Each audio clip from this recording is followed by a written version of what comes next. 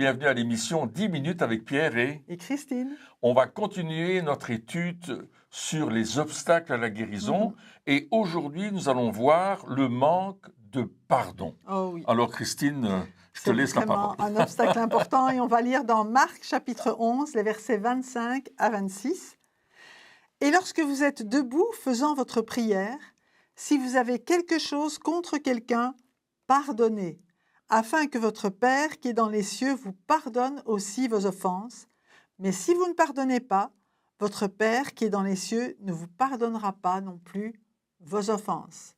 Et nous savons que le péché qui n'a pas été pardonné est vraiment un obstacle entre nous et Dieu. Oui. Et souvent, c'est aussi une offense que nous avons pu faire à quelqu'un Oui, mais ou que quelqu'un a pu nous faire. C'est généralement, dans ce cas-ci, c'est vrai que ça peut arriver dans les deux cas, mais dans cette situation-ci, c'est vraiment nous qui devons pardonner à quelqu'un qui nous a offensés. Absolument. Pour que nous puissions vraiment agir comme Dieu l'a fait avec nous. Nous avons offensé Dieu et il nous a pardonné. De la même manière, si quelqu'un nous a offensés, ce que Dieu attend de nous, c'est que nous pardonnions. Oh, c'est vraiment important. Mais qu'est-ce qui se passe si on ne pardonne pas alors? Parce que ça, c'est quelque chose qu'il faut savoir, là. Alors là, c'est d'abord ici, votre Père qui est dans les cieux ne vous pardonnera pas non plus vos offenses. Vous vous souvenez du notre Père, hein, pardonne-nous nos offenses comme nous pardonnons aussi à ceux qui nous ont offensés.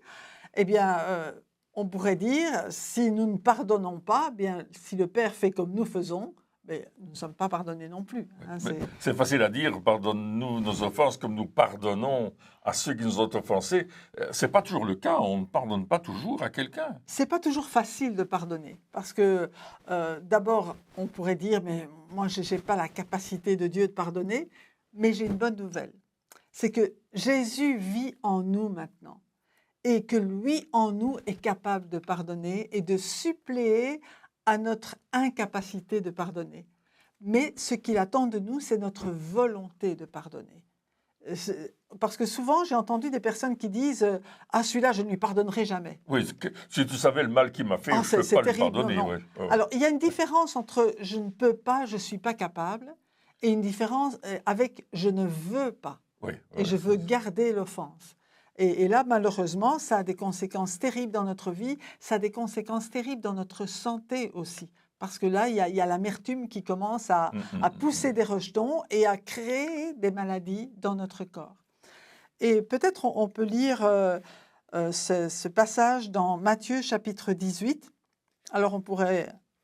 Ici, j'ai juste mis le dernier verset, mais on sait cet homme qui avait reçu la dette, enfin le maître avait remis toute la dette à cet homme. C'était énorme d'ailleurs. Hein, une énorme dette qui était impossible de rembourser. Et alors qu'il avait reçu vraiment ce cadeau de remise de dette, il rencontre un ami qui lui doit peut-être, je ne sais pas, une dizaine... Toute petite somme. Une petite somme, et il lui dit, mais si tu ne me rembourses pas, je te mets en prison. Et effectivement, malgré les supplications de l'homme, il n'a pas voulu remettre sa dette et il l'a mis en prison. Oui, et la dette, ça représente le pardon par rapport à une offense. Exactement, exactement ça. Et bien sûr, le maître a fait venir cet homme en disant « Mais pourquoi tu as fait ça? Moi, je t'ai remis toute ta dette que tu n'aurais jamais pu me rembourser de toute ta vie. Et puis toi, pour pas grand-chose, tu vas mettre ton ami en prison? Eh bien maintenant... tu vas payer jusqu'au bout ce que tu me dois. » Oui, mais c'est intéressant de voir que le manque de pardon va mettre quelqu'un en prison, quelque part. Et l'amertume va entrer dans notre vie parce qu'on en veut à la personne, on est contre lui. Chaque fois qu'on en parle, on ressort des paroles mauvaises par rapport à cette personne-là et on est vraiment en colère. Et puis, cette amertume, ça devient du poison dans notre vie. Exactement. Et le manque de pardon, c'est comme si on buvait du poison. C'est pas seulement comme si on boit du poison, mais on attend que l'autre meure. Mais c'est nous qui allons mourir. Oui, absolument. Parce qu'on est en train de se piéger, on est en train d'avoir des douleurs partout, on commence à être même figé sur cette situation, alors que Dieu nous dit, mais pardonne. C'est-à-dire, donne ton pardon à la personne qui t'a Oui. offensé et décide d'abandonner d'abandonner cette offense définitivement en pardonnant. Oui, relâche. C'est ça, relâche. Relâche-le. Et pour continuer l'histoire de tout à l'heure, il nous est dit, et son maître irrité le livra au bourreau jusqu'à ce qu'il eût payé tout ce qu'il devait. C'est ainsi que mon Père céleste vous traitera si chacun de vous ne pardonne à son frère de tout son cœur. Waouh, ça c'est fort. C'est ouais. vraiment fort parce que le maître le livre au bourreau. Alors, c'est pas difficile de savoir qui est le bourreau. On sait que celui qui nous afflige toutes les maladies, c'est le diable. Mais c'est comme si Dieu, ok, tu veux pas me suivre, tu ne veux pas marcher dans mes voies, tu ne veux pas être miséricordieux comme moi j'ai été miséricordieux avec toi. Alors, je dois laisser le diable te torturer. C'est un peu ça. Oui, c'est comme si on ouvrait une porte Oui, à l'ennemi. À cause de ce manque de pardon, on ouvre une porte à la maladie, on ouvre une porte aux infirmités, oui. on ouvre une porte à toutes sortes de choses qui, tout d'un coup, viennent sur notre vie.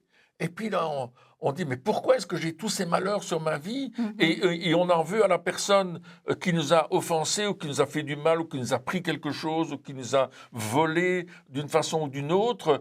Et on en veut à fond contre cette personne. Et en fait, en réalité, Dieu nous dit, pardonne comme moi je t'ai pardonné. Exactement. Parce que si tu donnes ton pardon à la personne, tu te libères de la personne. Oui. Mais si tu ne donnes pas le pardon, c'est comme si tu portais constamment avec toi l'offense et la personne avec toi. Oui. Tu le transportes toute ta vie comme ça. Et puis on voit des gens qui ont tellement difficile, qui sont perclus dans tous les sens dans leur corps, qui ont mal partout, tout simplement parce qu'ils n'ont pas pardonné. Oui. L'amertume a vraiment touché leurs os, a vraiment touché leur corps. Et on voit que le non-pardon est un péché.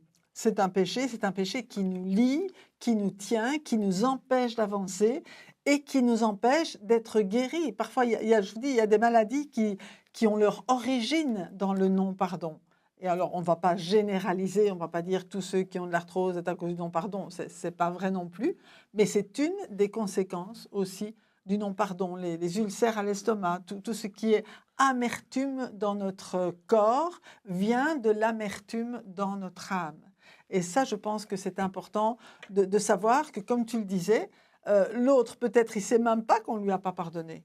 Il continue sa vie, mais nous, notre vie s'est arrêtée parce qu'on a refusé de laisser couler le pardon de Dieu dans nos vies vers la personne. C'est même au-delà. Si notre pardon, on n'arrive pas, mais laissons au moins Dieu pardonner à travers nous, parce que nous sommes le corps de Christ. Et si Dieu nous a pardonné, il n'accepte pas qu'on fasse un barrage à son pardon pour l'autre personne. Absolument. Et c'est là que moi, j'invite chacun d'entre vous à vous examiner et peut-être à dire, mais il y a des non-pardons dans ma vie. On en a eu tous, hein, n'est-ce pas? On en a et, tous, on a besoin. Et de dire, Seigneur, révèle-les-moi. David disait, sonde-moi, ô Dieu, connais mon cœur, regarde si je suis sur une mauvaise voie et conduis-moi sur la voie de l'éternité. Et c'est ça notre prière, dire, Seigneur, montre-moi, s'il te plaît. Et il y a des choses que je sais, des choses que je ne me souviens pas, mais qui sont encore là et qui provoquent de l'amertume. Oui. Et quand on cite un nom, par exemple, le nom d'une personne, on commence à dire, ah oui, celui-là, je lui en veux, jamais plus dans ma vie, etc.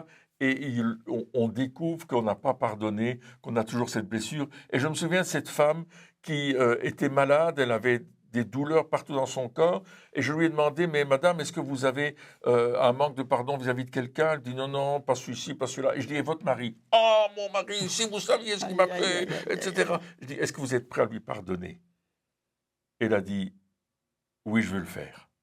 Son mari était pourtant décédé, mais elle a décidé d'accepter, de dire, tout le mal qu'il m'a fait, je veux maintenant lui pardonner, et je veux décider de ne plus avoir affaire avec toutes les manifestations mauvaises qu'il a eues envers moi, je veux lui pardonner. Et au moment où elle a dit, je pardonne à mon mari tout le mal qu'il m'a fait, elle a été instantanément délivrée de ses douleurs dans son corps. Wow. Et elle a dit publiquement, écoutez, je me sens très bien maintenant, je suis délivrée. Alors oui, ne laissons pas un obstacle à la guérison, pardonnons afin que nous soyons guéris dans le nom de Jésus.